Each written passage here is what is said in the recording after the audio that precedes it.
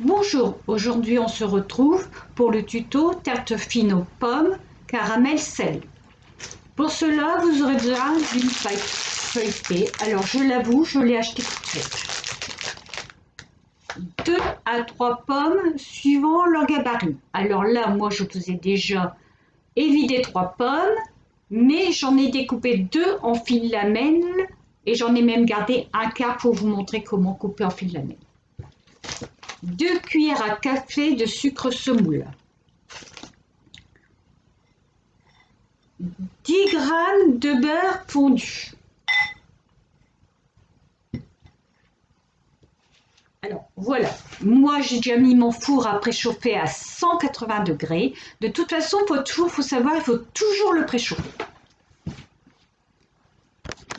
On va finir de couper le quart en fil lamelle.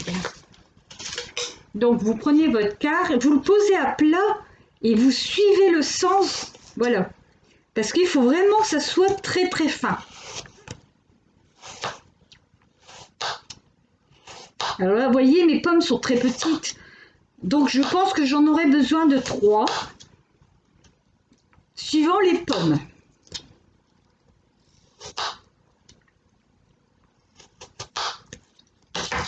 Voilà.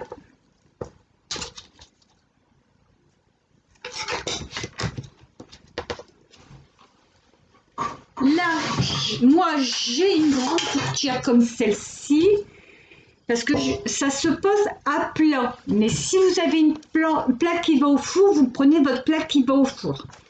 Ma pâte, je la sors toujours 20 minutes avant. Pourquoi? Parce que si vous la sortez du frigo et que vous la manipulez en sortant du frigo, elle va se casser. Là, moi, elle est à chaleur ambiante, elle est bien parce que voilà, elle se manipule très facilement. Voilà, vous allez la dérouler comme ceci. Elle se casse pas.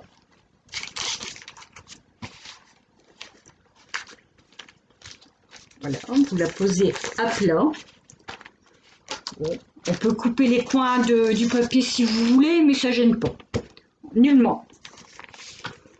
Ensuite, vous allez badigeonner votre fond de pâte. Vous ne la piquez pas, mais vous allez la badigeonner comme ça de beurre.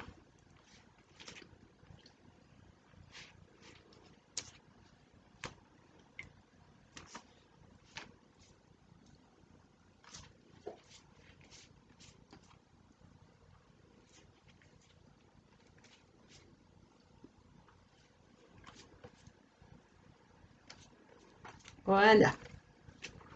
Oui, il m'en reste un petit peu. Moi, je m'en servirai pour faire de la cuisson. Et ensuite, vous allez prendre vos petites lamelles de pommes et vous allez faire comme ça le tour de votre tarte.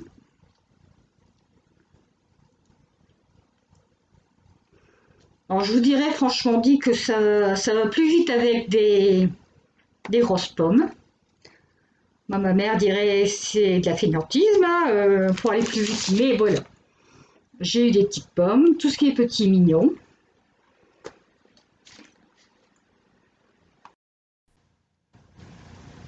Alors voilà, il n'y avait pas assez de 2 pommes, donc j'ai utilisé la 3e. Mais n'ayez crainte, vous aurez quand même le 2e tuto avec la 2e combine avec la pomme. Voilà. Alors là, je l'ai épluché très vite. Hop. Alors, s'il reste un morceau, c'est soit que vous avez des enfants qui le mangent, soit qu'on est généreux et qu'on essaye de recaser des petites lamelles comme ça, par-ci, par-là.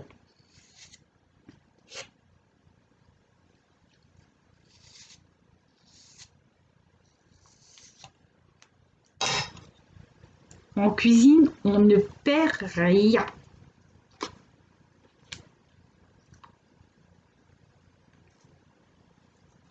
Voilà. La rosace est terminée, votre tarte est terminée. Vous y allez ajouter 2 cuillères à soupe à café au-dessus. comme ça, vous allez saupoudrer. Alors là, moi, je l'ai fait bien bomber, la deuxième, un peu moindre. Bon, le sucre va déjà permettre une première caramélisation. Donc là, je vais enfourner 25 minutes à 180 degrés, mais sachez quelque chose, suivant vos fours, la température, les fours ne chauffent pas pareil. Alors vous pouvez laisser 30 minutes. De toute façon, ça ne craint rien. Et pendant que notre tarte va cuire, on va préparer notre caramel salé. Alors pour le caramel, vous avez besoin de 100 g de sucre, de 25 centilitres de crème liquide, alors entière ou légère, peu importe, et d'une pincée de sel. Voilà, alors on va commencer.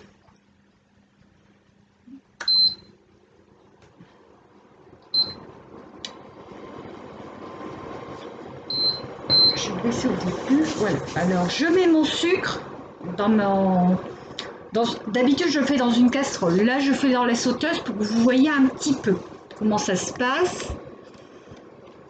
Donc, on va le laisser se dissoudre, colorer.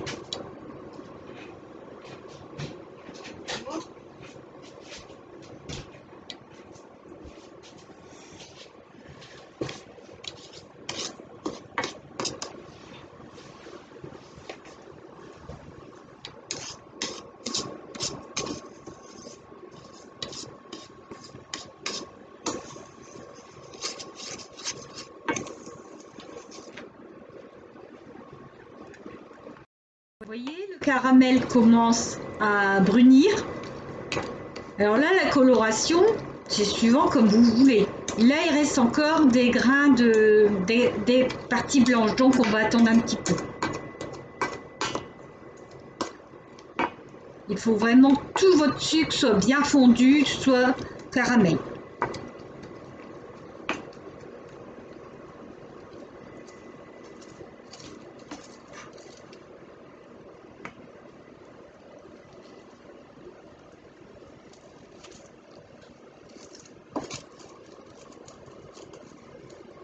Vous voyez, là, il est bien fondu. Il commence même à bien être brun. Donc, on va déglacer avec la crème fraîche. Alors, allez-y doucement, parce que voilà, ça fume. Il ne faut pas non plus que vous soyez brûlé. Voilà. On y va petit à petit.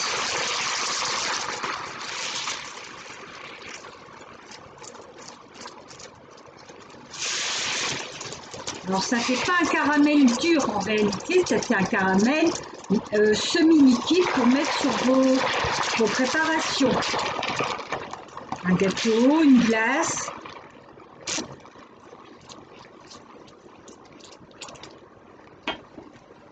Sachez aussi que si vous en faites trop, vous pouvez le garder et le mettre dans un bocal genre confiture et l'entreposer au frais 5 jours.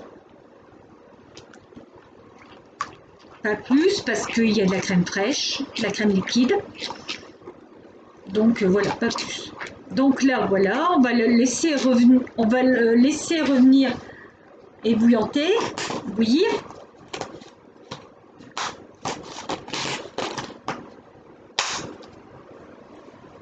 Moi, en général, pour faire une déco, je le mets dans ce type de biberon. Mais je vais le laisser refroidir avant, sinon vous risquez de vous brûler.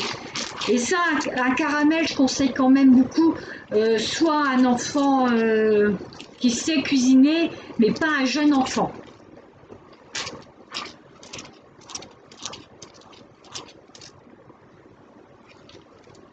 Voilà, là on va attendre la tarte qui finisse de cuire. Et je vais vous montrer quel genre de décoration qu'on peut faire au-dessus. Et moi, je prépare une part et je la présente avec une goutte de glace vanille et sa crème caramel au-dessus. Voilà, on se retrouve après la cuisson de la tarte. Là, mon caramel commence à refroidir, vous voyez, il commence à s'épaissir.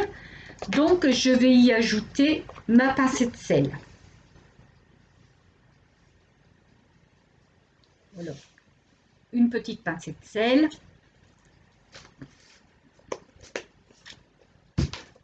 Alors, je sais qu'il y en a qui le font au beurre. Oui, on peut le faire. On le fera la prochaine fois si vous voulez. Ça a le même rendu.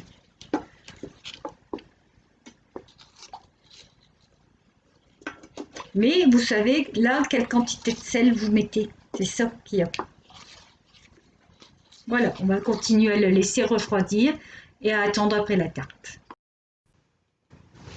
Alors voilà, la tarte est sortie du four. Pour vérifier qu'elle est bien cuite, vous prenez votre pointe de couteau et vous l'enfoncez et vos pommes, ça s'enfonce tout seul dans votre pomme.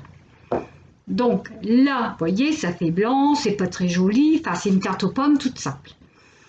Moi, je prends mon biberon, comme je l'appelle, un entonnoir parce que je ne sais pas très bien viser. Pendant la cuisson de la tarte, comme vous pouvez voir, elle a épaissi. Il a épaissi. Si votre caramel est trop liquide, ça peut arriver puisqu'un caramel réagit à l'humidité atmosphérique. Vous remettez tout vers 200-400 sur une plaque très bas, à feu très doux, et vous laissez réduire. Vous allez voir que votre caramel, après, va épaissir, et quand vous faites ceci, vous voyez, il ne doit pas retomber très vite. Là, il est très bien, le caramel. Voilà. Alors, je vais le mettre dans mon biberon, sans faire de bêtises. À demain, c'est mieux, hein, je vous le dis, hein, tout de suite.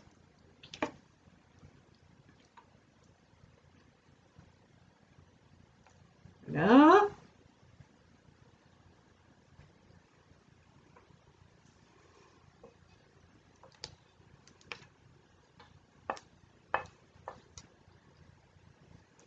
Hop, cochonne.